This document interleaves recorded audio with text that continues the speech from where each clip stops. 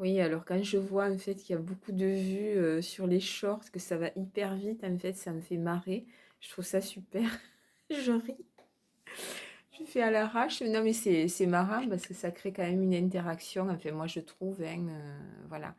Donc, allez, je me lance sur une troisième vidéo assez rapide. Heureusement que c'est un sujet que j'ai potassé, enfin, que je connais et que j'ai expérimenté.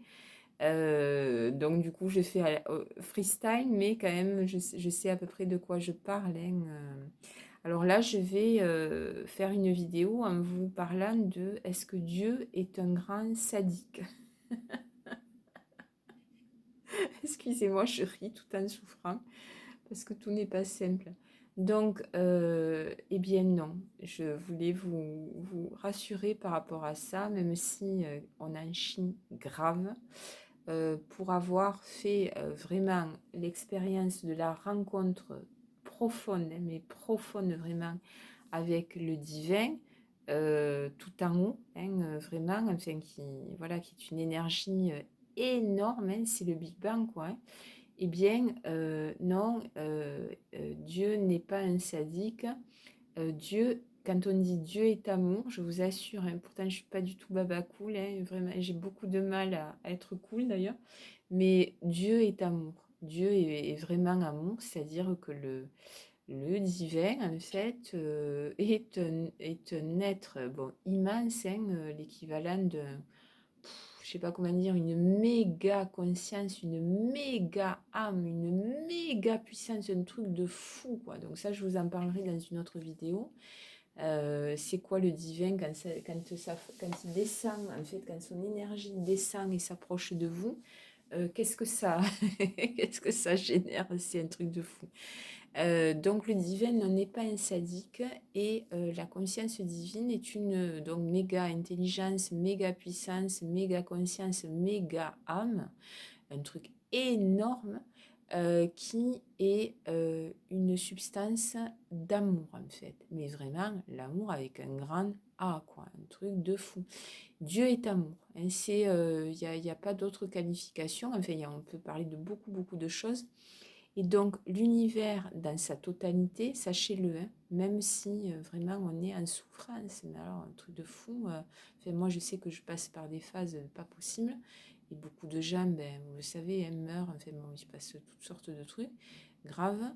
Mais l'univers baigne dans cette substance divine qui est l'amour. C'est-à-dire que c'est comme si on était baigné dans l'ocytocine, je crois que c'est ça.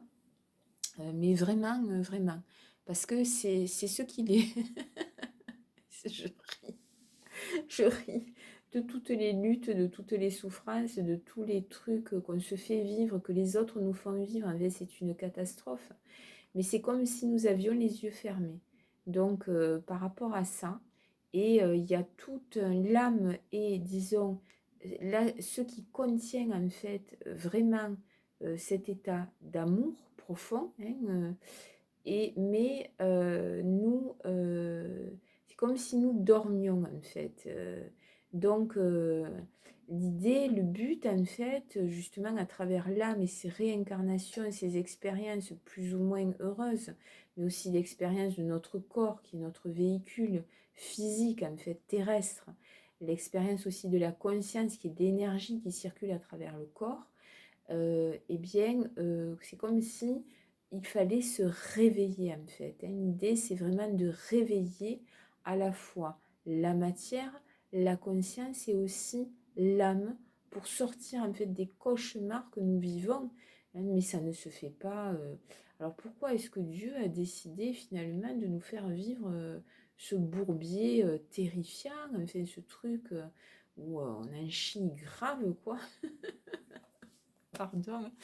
Mais c'est pas la conscience divine qui vraiment a décidé ça. C'est tout simplement, ben, c'est les choix aussi, hein, que l'on fait à travers les existences, à travers, c'est-à-dire qu'il y a soit l'amour, soit la haine. Et on n'est pas tous d'accord par rapport à ça, vous voyez. Et tout, à chaque jour suffit sa peine. En fonction des heures, on est dans un état ou dans un autre. Mais Dieu n'est pas un sadique. Pourquoi nous laisse-t-il dans tant de souffrances, dans tant de mouises, dans tant de difficultés? C'est d'une certaine façon, le but, c'est de prendre conscience, en fait, vraiment.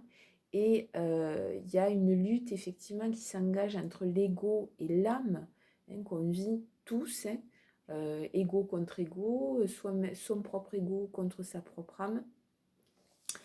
Mais c'est comme si euh, euh, l'expérience de la vie, en fait, était, on était avec il y avait une foreuse, en fait, qui allait travailler pour aller chercher au plus profond de qui nous sommes, au niveau de l'âme, donc contenue dans le chakra du cœur, mais aussi au niveau de nos cellules, en fait.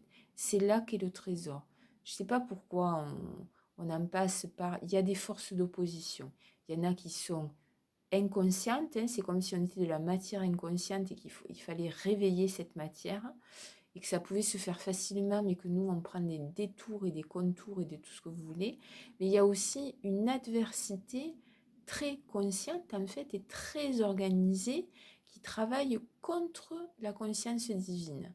C'est comme ça. Hein, c'est un choix, en fait, qui a été fait par, disons, des énergies qui se sont matérialisées et qui ont décidé de se couper totalement du divin pour faire leur propre délire, en fait, qui n'est pas forcément un délire très, très heureux.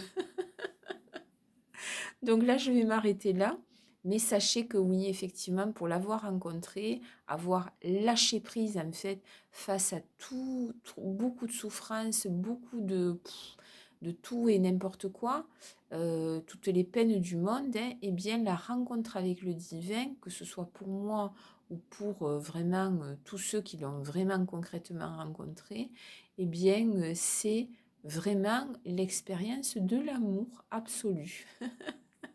Mais un chemin très long pour arriver à lâcher prise et à grandir.